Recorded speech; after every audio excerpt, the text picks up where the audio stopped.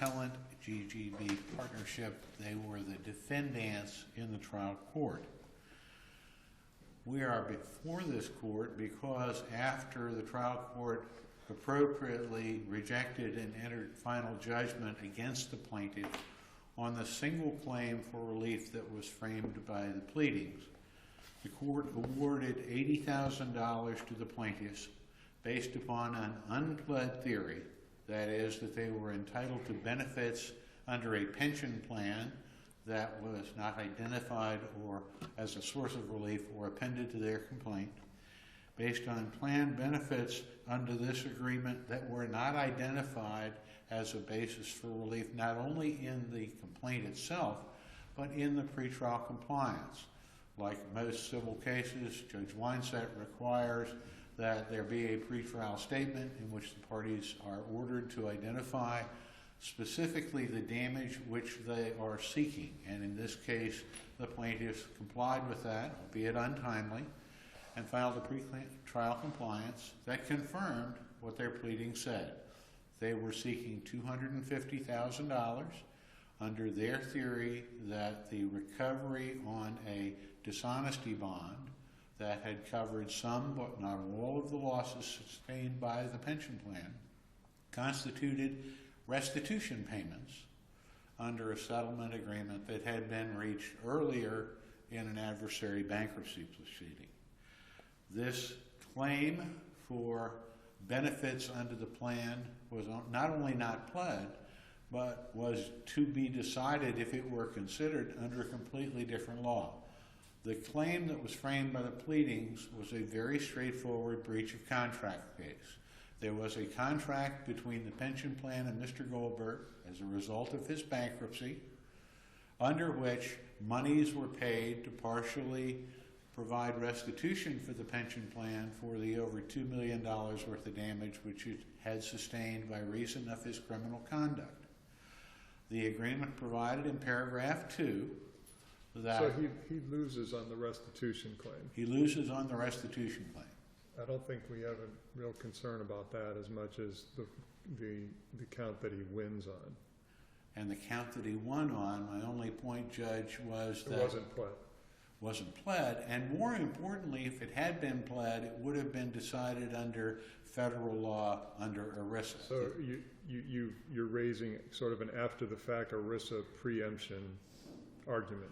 We attempted to raise it in the trial court once we knew the claim was there. Understand the context in which this arose, Judge Black, was we were not apprised of the claim until literally I understand. The opening statement. So we did file a motion to amend to add affirmative defenses.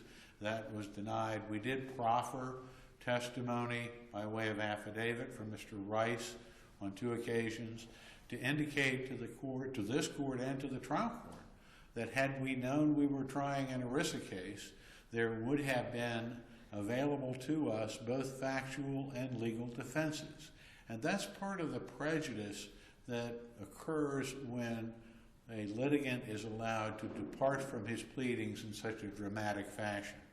As our proffers indicated, this is a situation in which both ERISA and Florida law would have provided legal and factual defenses to a claim.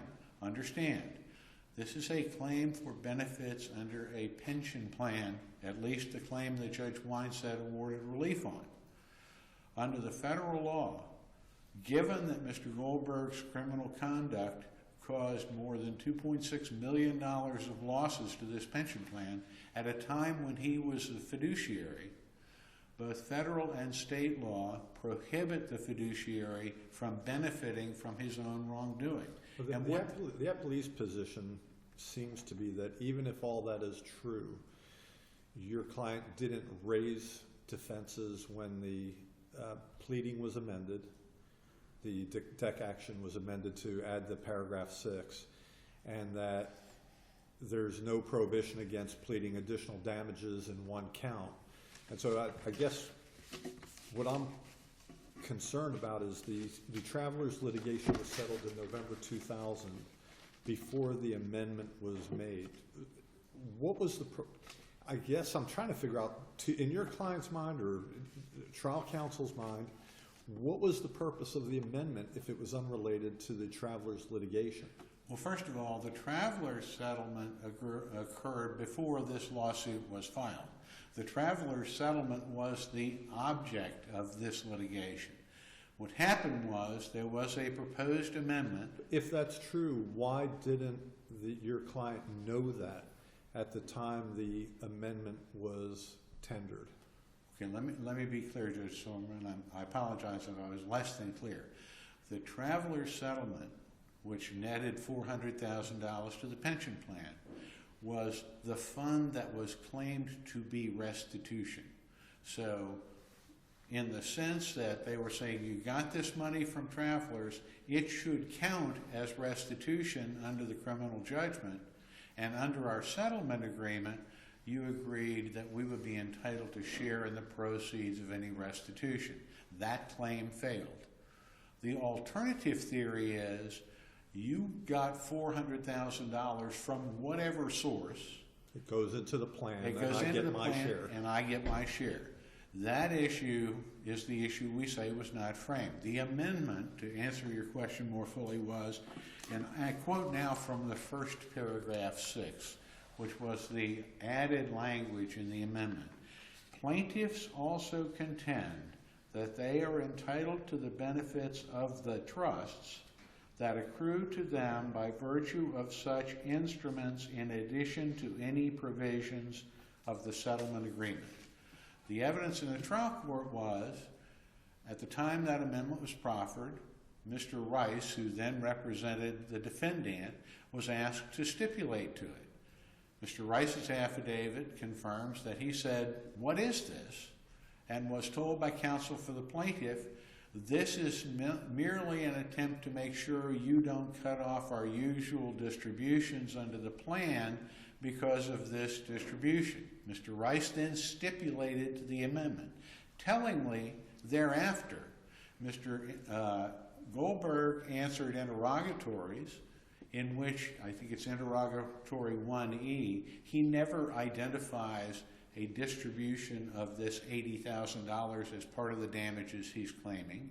He responds by affidavit to a motion for summary judgment in which he never raises this contention that he is entitled to share as a participant in the pot to this fund of money. And he files a pretrial compliance in which he says the damage that I'm seeking is $250,000 as a restitution payment. So do I agree that this meets one of the two criteria for a cause of action? It is short, but it is less than plain. The trust... When you get to the start of the trial, if I remember the sequence, Mr. Goldberg's attorney makes the argument that here's what we're pursuing, and at that point the light bulb goes off and says, wait a minute, these damages were never disclosed. Judge, this is new stuff. What happens at that point? What happens at that point is the judge takes our objection under advisement and opines that she will rule on it later, and the trial moves forward. Was there a request on your side for a continuance at that point and the ability to plead further affirmative defenses? There was not, in trial, there was no request for a continuance or to amend our pleadings. We did make those requests post-trial, but I would say, as I read Ailes versus Bohemi, what is necessary to preserve error is a timely objection that puts the trial court on notice of the nature of the error and the basis for the prejudice. And I think that, as we've quoted in our brief, there's no question but that there was a thorough, complete, and contemporaneous objection at the time.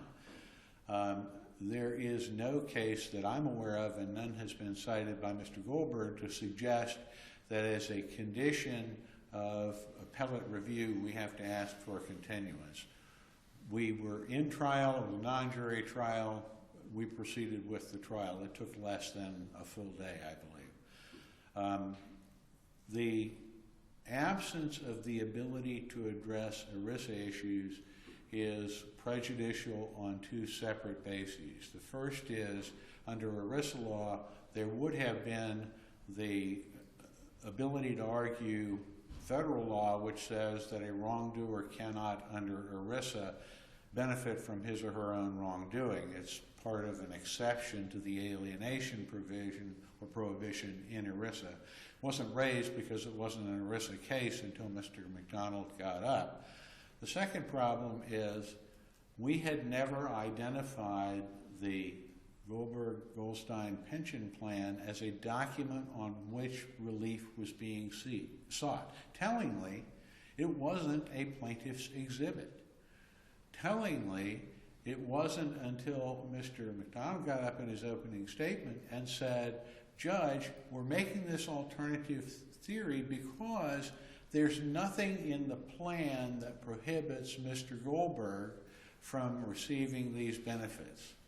For the first time, we are now litigating a document that is different than the document that was attached to the complaint, different from the document on which they have been claiming relief, different from the document on which their damages have been calculated. Obviously, we were prejudiced. In your conclusion, in your brief, you asked for alternative relief from this court. And the question I've got for you is, if we accept your argument that this was not adequately pled and your objection should have been sustained, what's the basis for us to reverse and remand for entry of a judgment in favor of your client, as opposed to reversing and saying, well, this really should have been raised by a motion for more definite statement, motion to strike. You know, your client could have done things at that moment in trial that arguably the other side could have said, well, then we need time to fully plead it if they're confused. Why should they be cut off from that opportunity? We would rely, Judge, on two Supreme Court cases. I think both of them are in our brief. As I understand the outcome of the Archie-Freed case in the Florida Supreme Court, the result of the Supreme Court's finding that a theory had been presented to the finder of fact that was not properly alleged in the pleading was not a remand.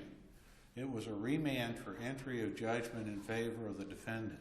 Similarly, in Ailes versus Boemi, as I read that opinion, they didn't send Ailes back for a new trial. They said, there's a properly preserved error here. The trial judge should have granted the defendant's relief, and therefore we're remanding it for entry of judgment. So I believe that you have the discretion to do either. I think that if the court erred in granting relief on an issue that's not framed by the pleadings, it can be remanded for entry of judgment because the claim they pled, the claim we discovered, the claim we prepared for trial on, the trial court appropriately ruled in favor of the defendant. That should have been it. Alternatively, if the court is inclined to grant the grace to the plaintiff to go back and frame a different claim, then I think you could, as a matter of discretion, allow that to occur, but only in the context in which both parties have the ability to raise factual inquiry concerning the factual basis of the claim and the legal defenses to the claim. And Mr. Tripp, did you reserve time for rebuttal? I did. How much? It's time for me to sit down. Well, you're at about 14 minutes, and I had not written down if you'd reserved. I will reserve so much as the court has patience to hear for my rebuttal. Thank you, Mr. Tripp. Good afternoon. May it please the court. Mike McDonald for the appellees, Morton Goldberg and Carol Weber. The essence, I think, of the argument that is presented to this court is that, notwithstanding the failure to conduct any discovery as to the amendment, the failure to request a statement for more specific information, the failure to file a motion to dismiss, and the plain language of the amendment, the GGB now wishes to go back and retry the issue. If we agree that this claim on which your client obtained a judgment was not adequately pled. Mr. Tripp suggests reverse and remand for entry of a final judgment. And if we agree with the argument, it does seem that if there is no discovery, no indication that the damages are sought or anything other than the $250,000, then in fact there was no alternative claim for these unstated damages, and there was no reason for them to ask for a more definite statement, and so judgment would properly be entered against your client. So why should we not go that way? Well, first of all, because I believe it's been waived. Any objection has been waived, and I assert by failure to ask for a continuance or ask for leave to amend. If I understand the general principles of preservation of error, you have to give the trial court an opportunity to correct what is ultimately assigned as error on appeal. And even though the judge had the opportunity to rule as to whether this cause of action did exist, there was no opportunity given to the judge to further rule, to give any relief to the defense.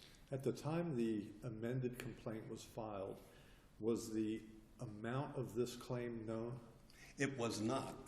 That was filed some six years, I think, before trial, the amendment, 2000. But the settlement had been reached? Yes, but we were investigating whether or not there were other monies that had not been paid to Mr. Goldberg. And our investigation ran up through, practically up to trial.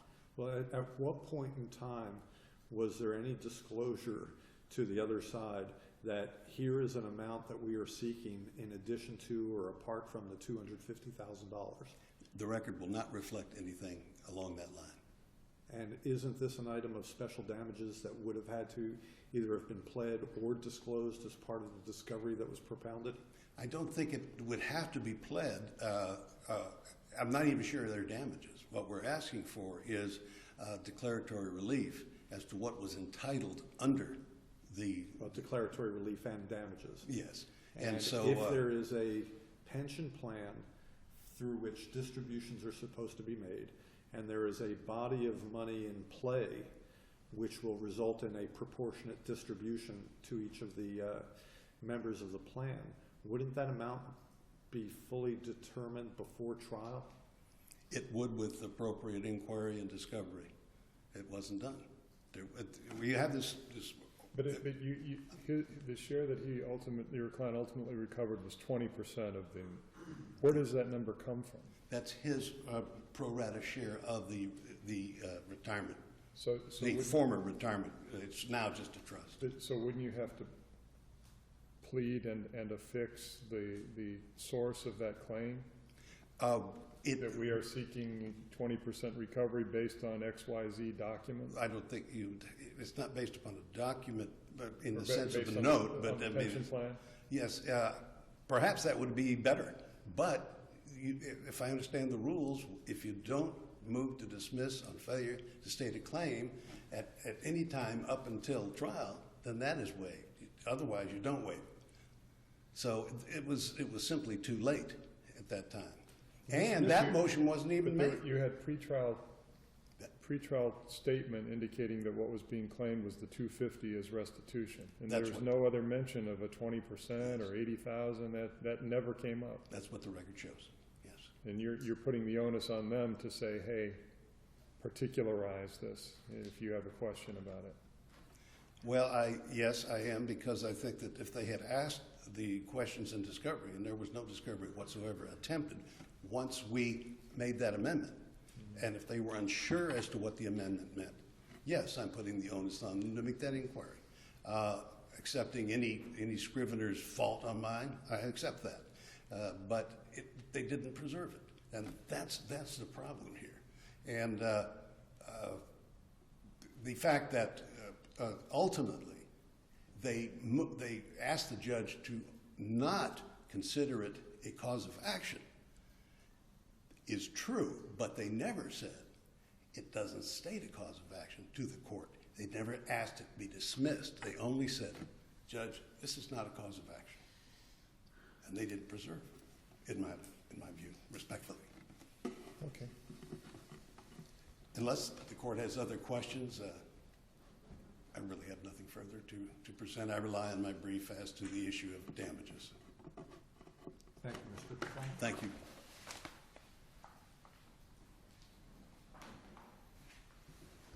Let me address very briefly 3 items. First of all, the claim that there should have been but was not discovery related to this embedded claim based upon a different document than what was pled. In the record is the affidavit of Mr. Rice, who was then counsel of record for the defendant, who explains that at the time our consent, my client's consent to the amendment was sought, the explanation from the plaintiff was, we want to make sure that we're getting our normal distributions. And when the court reviews that affidavit, you'll see that Mr. Rice prepared a schedule of distributions, past distributions, so that Mr. Goldberg could be assured that in fact he had been getting an honest count. And at that point, the issue disappears from everyone's radar. It is no longer an issue in the case. Mr. Goldberg's lawyer announces this theory on the morning, literally on the morning of trial. And Judge Black, if you want to know how newly formed this claim was, your question is an excellent one. When it was determined that Mr. Goldberg was going to seek his, quote, proportionate share under the pension plan, in his direct testimony, Mr. McDonald asked Mr. Goldberg, what is your percentage interest? And Mr. Goldberg testified, I'm not sure, somewhere around 20%. Now, if there's any indication that we haven't been litigating his proportionate share of the pension plan, it is that he got on the stand that day and couldn't even tell us for sure what his percentage was. It is true that this was an action for declaratory judgment. It is an action for declaratory judgment for the rights, duties, and obligations of the parties under the one document that was attached to the plaintiff's complaint, and that was the settlement agreement.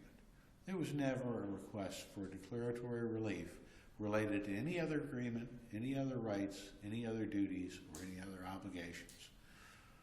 The court should not sanction an award of damages based on a theory that hasn't been pled, hasn't been discovered, and hasn't even been disclosed as late as the pretrial compliance. I don't think you said this specifically in your briefs, but what I'm hearing you say now is, in order to state a cause of action for declaratory relief as to the percentage owed under the trust, they should have attached the trust document, which is the instrument they're suing on. Frankly, Judge, I believe it should have been a separate count. It is a count being brought in a different capacity. The trust document was never attached to any pleading? It was not, in fact. And there's no mention in the pleadings of the 20% figure? None. And nor in the interrogatories, nor in the pretrial statement. But remember, Judge Silverman, this is a claim in a different capacity. On the one hand, he's suing as a signatory to a settlement agreement. On the other hand, he's suing as a plan participant. He's suing under 2 different documents. On the one hand, the settlement agreement. On the other hand, the pension plan. The peculiarity is the only way that the second claim comes into being is as a result of his wrongdoing for which he was convicted. It comes in. That's what gives rise to his claim. I struggle to keep a straight face on the irony that we're here today arguing about whether Mr. Goldberg should get $80,000 of the dishonesty bond that paid about 20% of the damages he caused to his partners and his pension plan. Was anyone else found to be involved, or was it strictly Mr. Goldberg that? On this record, we have a criminal conviction of Morton A. Goldberg. We have a settlement agreement with Morton A. Goldberg and a traveler's policy that paid for the wrongdoing of Morton A. Goldberg.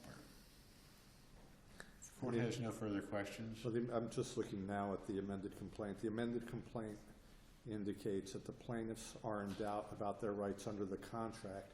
And again, I think your position is the only contract that was explored in the amended complaint is the settlement.